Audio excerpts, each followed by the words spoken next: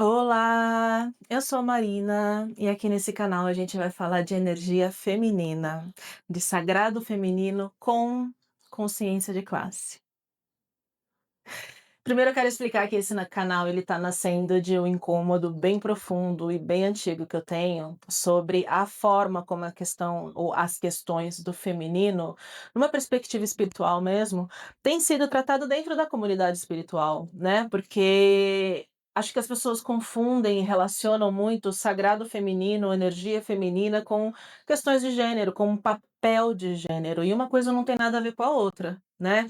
Nós temos que ter tanto o feminino quanto o masculino em equilíbrio dentro da gente para dar conta da vida, seja você homem ou seja você mulher, isso não importa, né?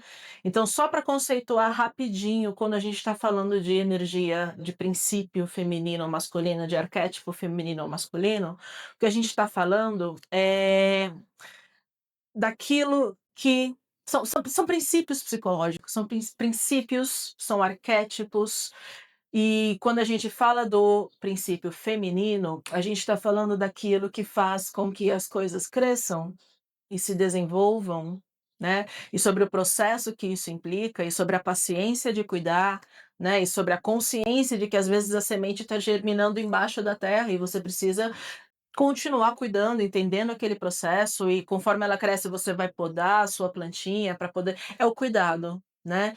E com o princípio masculino, a gente tem a ação incisiva, a iniciativa, né, o primeiro passo. Sem os 2 em equilíbrio, a gente não dá conta de nada na vida, porque sem o meu masculino eu não vou fazer nada. Se eu não estiver com o masculino em equilíbrio dentro de mim, eu não tenho iniciativa para nada. Seja você homem ou mulher, né? E se eu não tiver o feminino em equilíbrio dentro de mim, eu não vou cuidar de nada.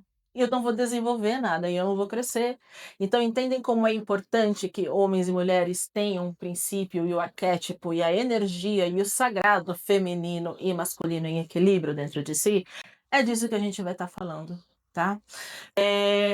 Eu quero começar com uma experiência pessoal muito interessante, que eu acho que talvez reverbere em muitas mulheres da minha idade. Eu tô com 44 anos, tô começando a sentir, assim, os primeiros sintomas, né, da perimenopausa que chamam agora, climatério, enfim.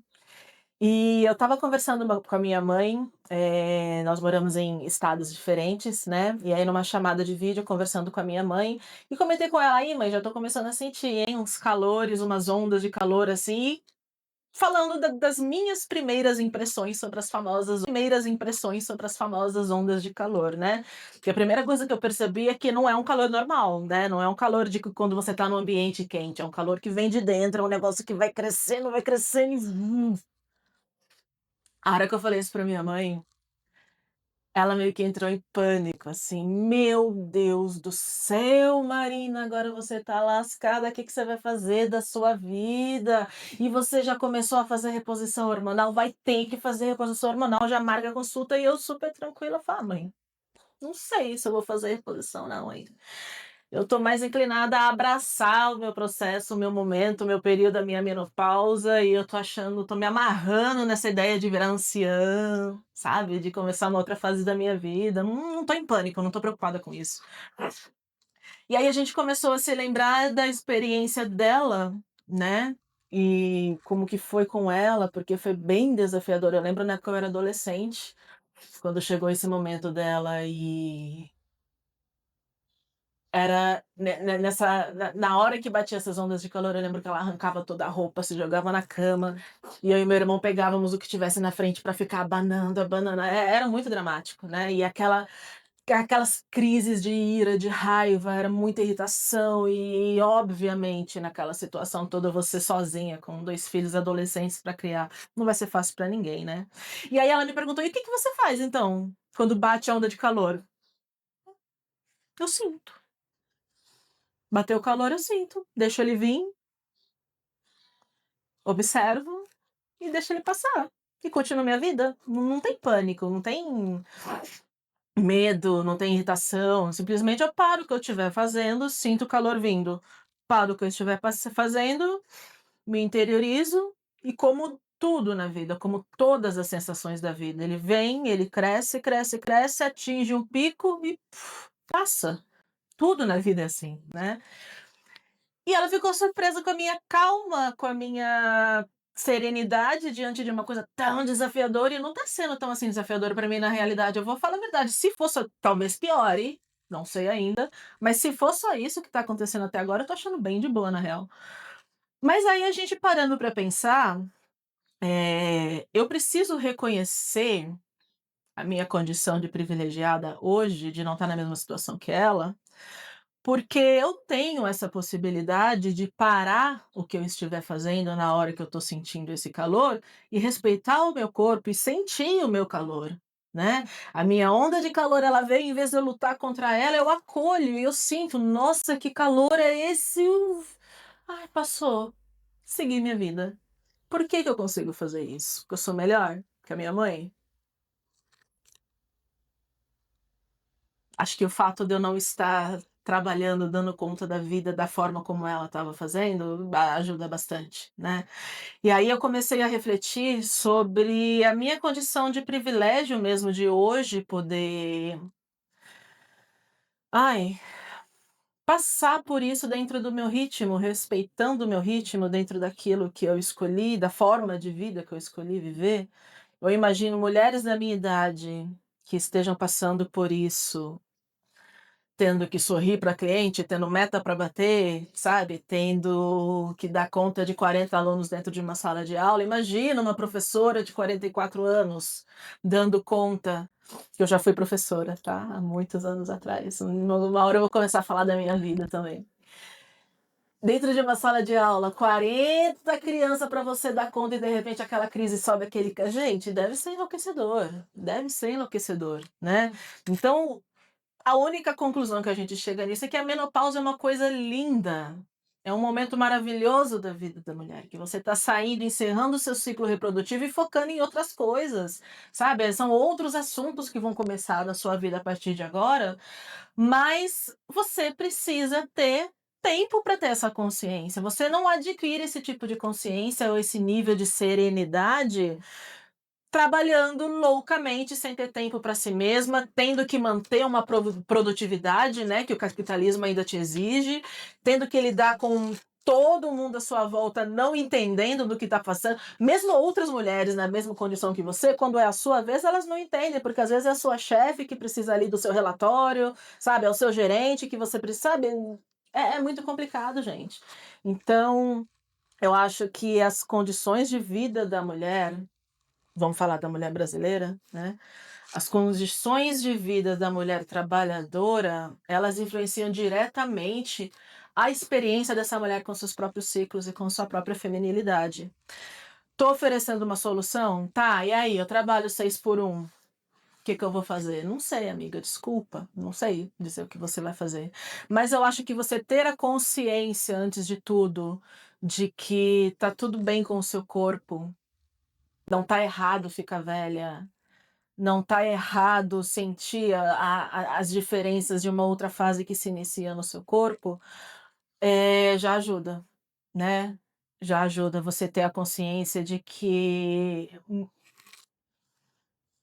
90, eu diria, 80% do seu sofrimento, do seu climatério, é social, né. Ele está relacionado ao capitalismo, ao patriarcado, porque se você pudesse, assim como eu, graças a Deus, posso fazer o meu horário, trabalhar naquilo que eu amo, sabe, trabalhar naquilo que eu acredito que é o cumprimento do meu propósito, então eu não estou simplesmente passando raiva de segunda a sábado, engolindo sapo de segunda a sábado, ignorando as minhas emoções, ignorando as variações do meu corpo, engolindo o choro, sabe, engolindo a raiva e ficando com aquela raiva toda presa dentro de mim, é claro que eu vou sofrer mais, é óbvio, né. Eu lembro quando eu ainda sofria com cólicas, porque ainda estou menstruando, né, não parei de menstruar ainda. Ai, o fluxo aumenta, né, nossa, eu tô menstruando muito mais do que eu menstruava no ano passado. Mas eu lembro que há alguns anos atrás, eu conheci uma moça muito, muito maravilhosa que foi fundamental na minha caminhada, e eu estava com muita cólica no escritório, Estava trabalhando assim, e uma mãozinha aqui, outra mão digitando, assim.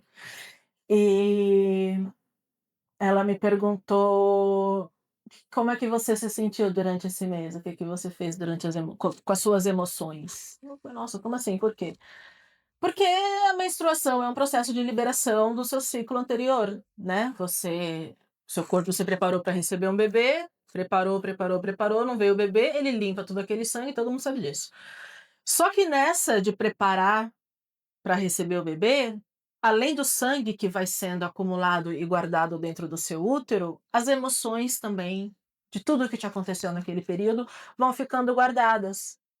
Então as emoções negativas, principalmente, vai guardando, guardando, guardando. Então aquele choro que você não conseguiu chorar porque estava no ambiente de trabalho, engulo o meu choro, ele desce, desce, desce e vai parar no meu útero.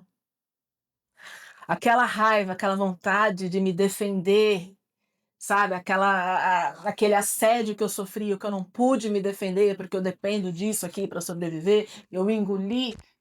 Desceu, desceu, desceu, ficou guardado no meu útero. E assim tudo, vai passando o mês, vai passando o mês, vai passando o mês.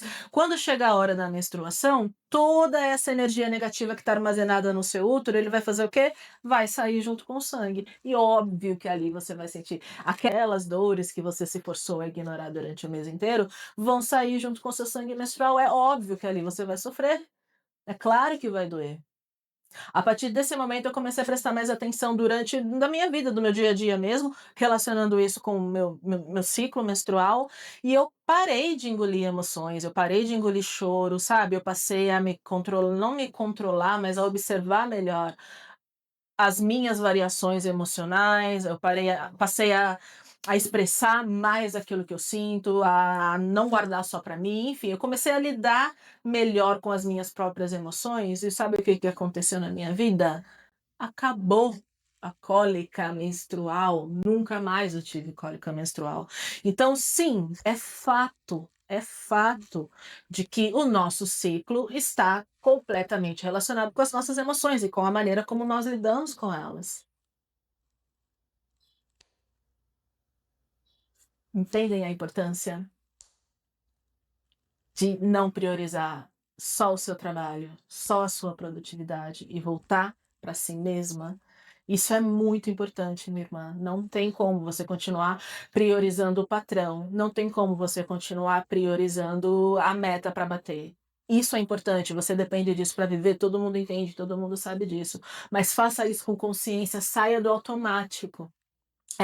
Acho que a única coisa que a gente pode fazer é o primeiro passo, pelo menos, né, do que a gente pode fazer, sair do automático, sabe, passar a observar melhor os seus pensamentos e os seus sentimentos, voltar para dentro de si.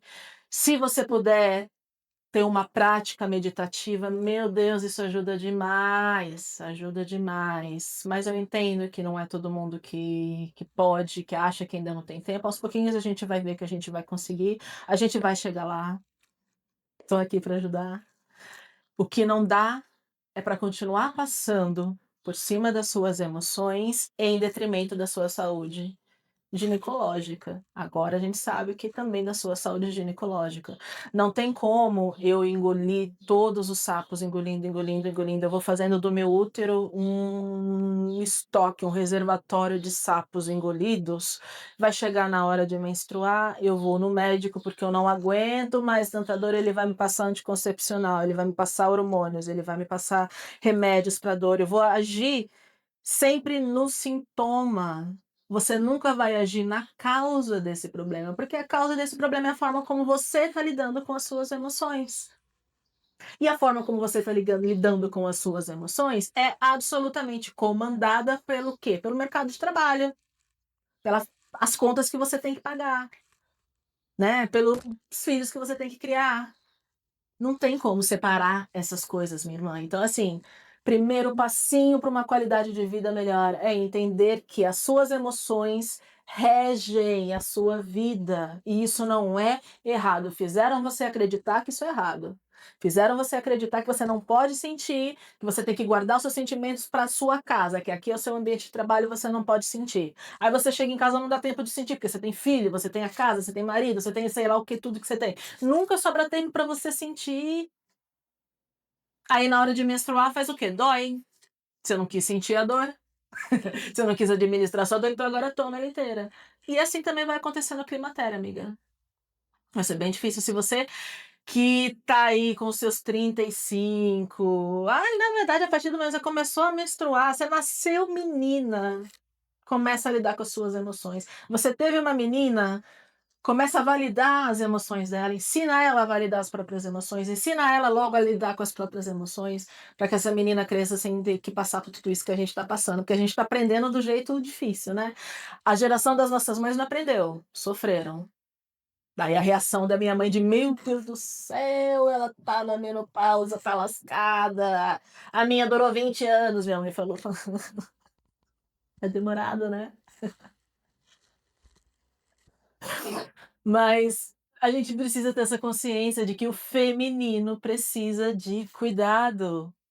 E é autocuidado, e é se voltar para dentro. Se enquanto você continuar vivendo para fora, para o externo, para dar conta das coisas, das demandas do mercado, das demandas do patriarcado, das demandas sociais, das demandas da família, das demandas dos outros, você vai continuar ignorando seu corpo, ignorando suas emoções e sofrendo sem saber por que está sofrendo. Então é isso, gente. Acho que hoje eu só vim começar mesmo com algumas reflexões, sem a menor pretensão de trazer soluções, de te falar o que fazer, né? Cada uma lida com a própria vida da maneira que acha melhor. A única coisa que eu acho é que você tem que estar consciente, seja lá o que você achar que você tem que fazer, esteja consciente do porquê você está fazendo. Você decidiu ignorar: "Ai, quer saber? Eu não tô nem aí pra isso, eu vou me entupir de anticoncepcional, aí depois eu me entupo de remédio pra dor, e pra dor de cabeça, e pra dor disso, pra dor daquilo, não toma nem água direito, mas enfim, e é isso, e assim eu vou lidando". É escolha sua, mas faça isso consciente do porquê você tá fazendo isso, tá? É escolha sua, não adianta dizer que não é. É.